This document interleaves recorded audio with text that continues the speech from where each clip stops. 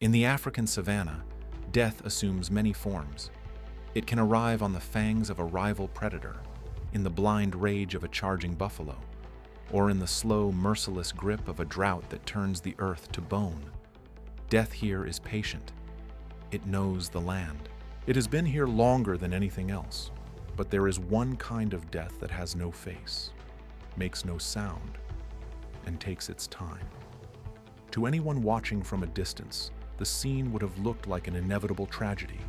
A powerful adult male lion and his young cub trapped together in a deadly pool of natural tar, black, thick, and utterly indifferent to the hierarchy of the animal kingdom. They were the kings of that domain. But a crown means nothing against a trap that does not care what you are. Every desperate movement they made, every surge of adrenaline that drove them to fight for their lives, pulled them deeper into the abyss. The tar did not tire. It did not relent. It simply waited, as it had always waited, for the struggle to end. The cub cried out in high, frantic bursts. The father roared with a force that shook the dry air, and the time left to them was running out by the minute. But then the ground trembled. A shadow, massive and unhurried, fell across the black surface of the tar. Stay with us until the very last second of this video, because what happened next, between two of the most ancient and bitter enemies in the animal kingdom, does not simply challenge the laws of Charles Darwin. It challenges everything we thought we understood about the inner life of nature and about the true meaning of compassion. How does a lion, strong, in his prime, one of the most formidable predators on Earth, end up trapped and helpless in a pool of tar? The answer lies in the one force that has always been stronger than survival itself: the love of a father. It was the height of the dry season. The temperature had climbed past 40 degrees Celsius, turning the savanna into a shimmering, heat-warped furnace. The water holes that had sustained life for months had evaporated to cracked mud, and as the water retreated, it exposed what lay beneath: hidden pockets of natural bitumen and tar that bubble slowly to the surface in the relentless African heat, disguising themselves as dark, still pools of water to any creature desperate enough and inexperienced enough to believe them. The young cub had wandered. Curious in the way that all young things are curious, he had slipped away from the lionesses of the pride while they rested in the thin shade of an acacia grove. The dark pool caught his eye. It looked like water. It smelled faintly of moisture. He walked toward it. The moment his front paws touched the surface, the trap closed. The tar gripped him instantly, pulling at his legs with a slow, relentless suction that he had no framework to understand or fight. He struggled. He called out. The sound of a lion cub in distress, that sharp, plaintive, urgent cry, carries across kilometers of open grassland with extraordinary clarity, and the father heard it. He came running. He came without thought, without calculation, without the measured caution that a predator applies to most situations. He came the way any father comes when his child is in danger, completely, immediately, without reservation. But nature had set a trap within the trap. Tar is what scientists call a non-Newtonian fluid. Its behavior defies common sense. The greater the force applied to it, the more rigid and resistant it becomes. Every powerful lunge the lion made drove his legs deeper. Every attempt to leverage himself free with the full weight of his body only accelerated the sinking. The same qualities that made him the apex predator of this landscape, his size, his muscle, his power, were working against him now, and the tar knew it. The thick, toxic black substance gave nothing back. It simply absorbed his effort and waited for more. Hours passed.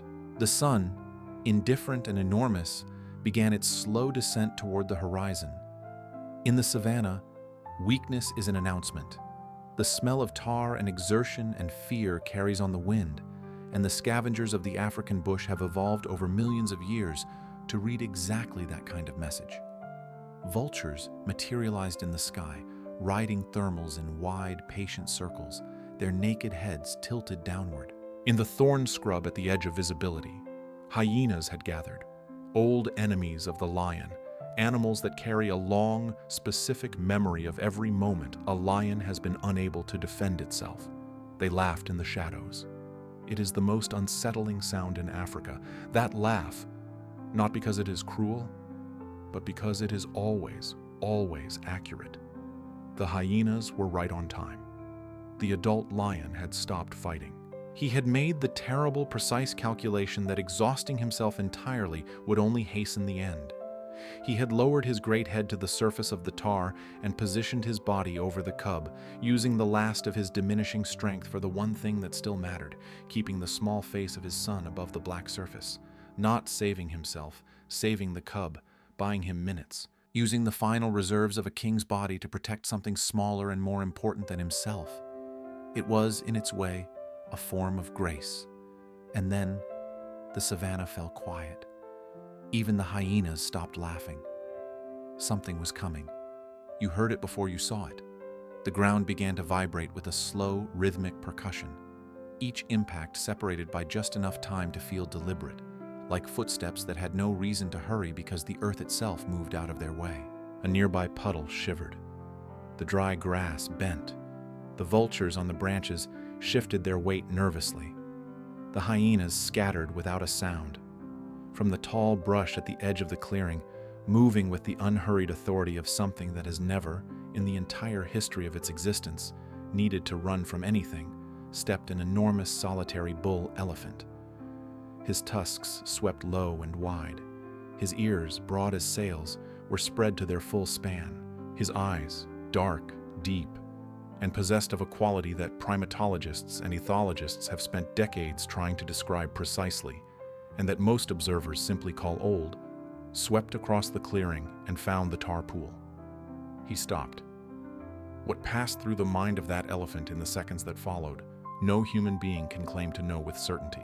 But what he saw was clear.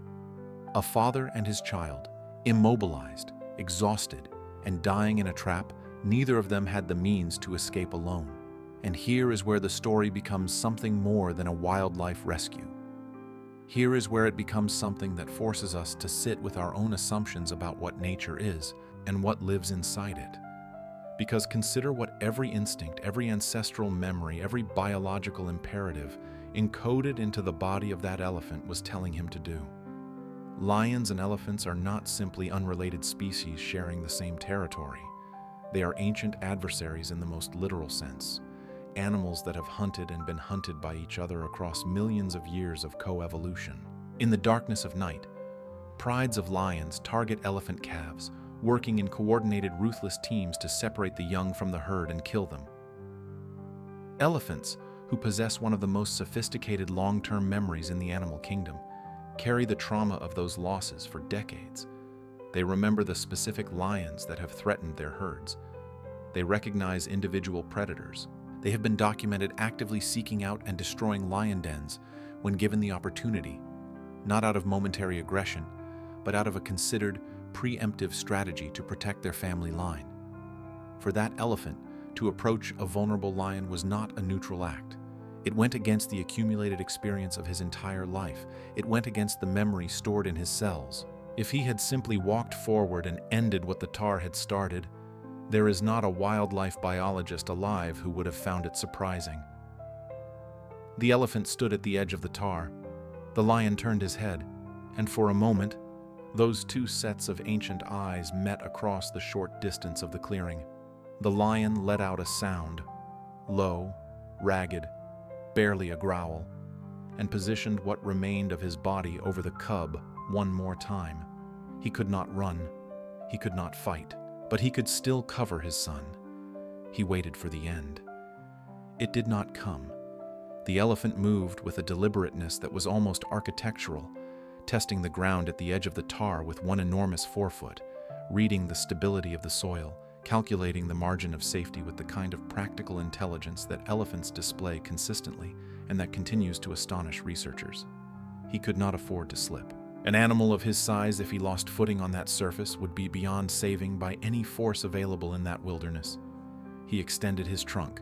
An elephant's trunk is among the most extraordinary anatomical structures in the natural world. It contains more than 40,000 individual muscles, compared to the 600 or so in the entire human body, and operates with a dual capacity that seems almost paradoxical.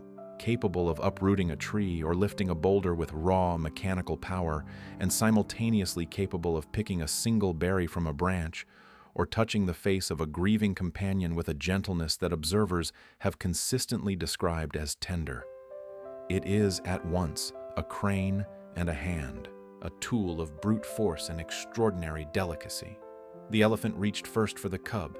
He wrapped the tip of his trunk carefully around the back of the small lion's neck, a grip that looked impossibly precise for a structure of that size, but that held with exactly the right amount of pressure, enough to lift, not enough to harm. The cub hissed and twisted in panic, its instincts firing in all directions at once. But the elephant's grip was patient and immovable. He pulled. The tar resisted with a sound like the earth itself groaning, a thick, wet, sucking protest as the surface fought to hold what it had claimed. But the elephant's strength was not the frantic, exhaustible force of an animal in panic. It was steady, sustained, the kind of force that does not negotiate. The cub came free. The elephant set him down on the dry grass at the edge of the clearing, gently, in the way you set down something fragile. And the small lion lay there gasping, his legs black with tar, his eyes wide, his chest heaving with the specific disbelief of something that was sure it was going to die and has just discovered, improbably, that it isn't. But the work was not finished, because the father was still there. The adult male lion weighed well over 200 kilograms. He had been immobilized for hours. His muscles were depleted, his body temperature dangerously elevated by the combination of heat, exertion, and the toxic absorption of the tar against his skin. He was deeper in the pool than the cub had been, and he had none of the cub's lightness working in his favor. The elephant assessed this. He moved laterally along the edge of the tar until he found the angle he wanted. He tore a dry log from the ground with his trunk and dropped it near the lion's forelimbs. A platform, a point of purchase, something solid in the black uncertainty. Then he lowered his trunk around the lion's chest, just below his front legs, and he pulled.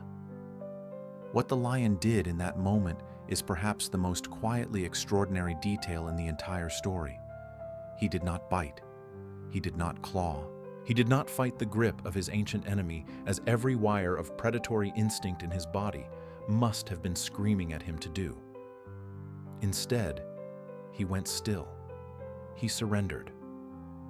In the middle of the most vulnerable moment of his life, surrounded by death on all sides, the lion chose, and it seems impossible to call it anything other than a choice, to trust the creature pulling him free. The elephant pulled. The tar gave a long, reluctant, visceral sound as it released the lion's body, that slow separation of something that had been firmly joined, that wet and awful noise of a trap opening against its will. And then the lion was on solid ground, collapsed on his side in the red African dirt, his sides heaving, his eyes half closed, completely spent. The cub crawled to him and pressed himself against the hollow beneath his father's chin. The savannah settled back into silence, but the silence was different now. It was not the silence of waiting, of circling, of appetite held temporarily in check. It was something else entirely. The elephant stood a short distance away, his breathing slowly returning to its normal depth and rhythm. The lion lifted his head and looked at him, not with threat, not with the possessive, territorial calculation of a predator reestablishing dominance. He simply looked, and the elephant looked back. There are moments in the natural world that seem to exist outside of the ordinary logic of predator and prey, of competition and survival, of the merciless arithmetic by which life in the wild is usually governed. Moments that suggest, quietly, without fanfare, without any interest in being believed, that something more complex than biological programming is operating in the space between two animals. This was one of those moments. The elephant raised his trunk, a gesture that, in elephant behavior, carries associations of greeting, of acknowledgement, of emotional presence. Then he turned, and without hurry, without display, he walked back into the bush and disappeared. The hyenas did not return. The vultures drifted away. The sun continued its descent, painting the savanna in long gold light.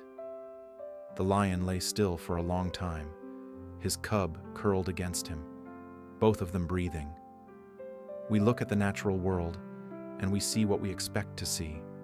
We see competition. We see hierarchy. We see the unsentimentally efficient machinery of survival. Tooth and claw, predator and prey. The strong consuming the weak in an endless, purposeless cycle. We built entire philosophical frameworks on this vision. We used it to justify things about ourselves that deserved no justification. But the savanna, it turns out, has been keeping secrets. An elephant, carrying in his memory the deaths of calves, the raids in the night, the particular, specific grief that only a parent who has lost a child to a predator can carry, chose to save the life of a lion, not because it was safe, not because it offered him any advantage, not because any algorithm of self-interest could be made to produce that outcome. He chose it because he looked into the tar pool and recognized something, some essential, species-transcending signal of suffering and paternal love that he could not walk away from. If a 5-ton animal can lay down millions of years of accumulated enmity to answer the cry of a child that is not his own, that belongs to his oldest enemy, that will grow up to threaten everything he loves, what does that say about the nature of compassion? What does it say about where empathy actually lives in the living world? It says that it is not ours alone. It never was. It says that kindness, in its deepest form, is not a human invention. It is something far older, far more distributed, far more fundamental to the fabric of life than we have given it credit for. And perhaps most importantly, it says that in the moments when everything in us screams to look away, to protect ourselves, to let the logic of survival make the decision for us, there is another option. There has always been another option. The elephant knew it. And somewhere in the part of us that is still animal, still old, still connected to this same ancient world, we know it too. Do you believe that animals can set aside their deepest instincts in moments of crisis? That something like forgiveness, or at least something that works like forgiveness, is available to creatures we have long assumed are governed purely by biology? Leave your thoughts in the comments. These questions matter more than we sometimes admit. If this story shifted something in you, if it reminded you of something worth protecting, please share it. Subscribe to our channel for stories that prove, week after week, that the heart of nature beats far stronger and far stranger and far more beautifully than we ever imagined. Thank you for watching. Remember, hope is powered by the heart. Until our next rescue.